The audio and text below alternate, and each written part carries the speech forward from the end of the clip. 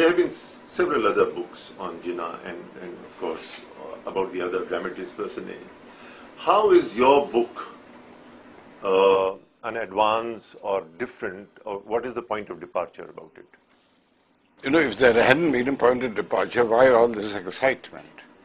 People haven't read the book. Exactly. So how do you set about doing that? I mean, how can you unring the bell? Oh, it's not unringing the bell. Yeah. I'm not wanting to unring the bell at all. Yeah.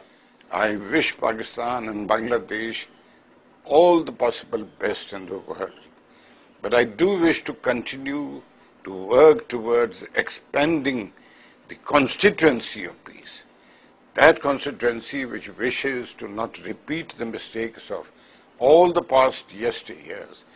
That constituency which is ready to faithfully recognize the mistakes that have brought us here, and without going into assigning the reasons of blaming each other, try and find our relations are given to frequent fracture.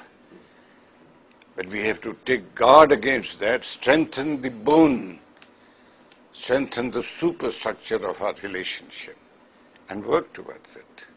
That leads me to a question. You have been guiding the destiny of India for several years as a senior member of Prime Minister Atal Bihari Vajpayee's cabinet. You were in charge of foreign relations. You were at one point in charge also of the defense. You saw many ups and downs. You were perhaps the author of a draft that was rejected. Is that correct?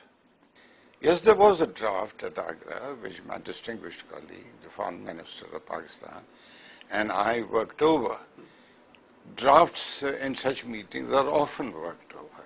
We were close to finding General Musharraf was keen that an answer be found, and I know that Atal Bihari Vajpayee was keen, but the press meeting of that morning by General Musharraf, that grandstanding had caused a lot of trouble, disturbance to a number of my colleagues who were there. The entire CCS was there. It was a little odd that he was grandstanding with some of the most senior editors of India, not editors or journalists of Pakistan. So why was it taken amiss? But it was, I don't know why it was taken amiss. I'm simply citing a fact. You see, the sensitivities and the sensibilities, particularly in Indo-Pakistan meetings, have to be very carefully taken into account. Like what has happened at Sharm el-Sheikh very recently. We have to tread this path very carefully. As I said, it is given to frequent fracture. There are unseen and hidden traps in our relationship. The past is not past. The past, very sadly, is the present. And our present continuously reinvents the past and brings it and puts it in our front. Yeah. And we keep stumbling on it. There was also a factor looming that some of your colleagues didn't see this as dovetailing with the looming elections in Uttar Pradesh. Oh, no, not at all. I don't think that is a factor at all. It's the absence of reference to terrorism that troubled some of my colleagues. Which eventually was drafted in 2004. That's right. So as soon as terrorism was accepted as one of the problems, it is a problem. Yes. To both countries. Yes, Sharm el-Sheikh tries to avoid it as a problem. Let's confront it, face it together. Do you see this as behind us now? Yes, I do certainly see it behind us. That's why I talk of expanding the constituency of peace. Yeah. We can't, that's why I also speak of our past continues to be our present. Yeah. We have to get rid of that. How do you see Sharm el-Sheikh? You mentioned it. I think I'll not forget it. Sharm el-Sheikh is just one other of those incidents which is mistaken drafting, better drafting would have helped. Of course, Pakistan and India must talk. We are neighbors. We can't change geography now. And South Asia must stop drawing maps. What, we will continue to draw maps?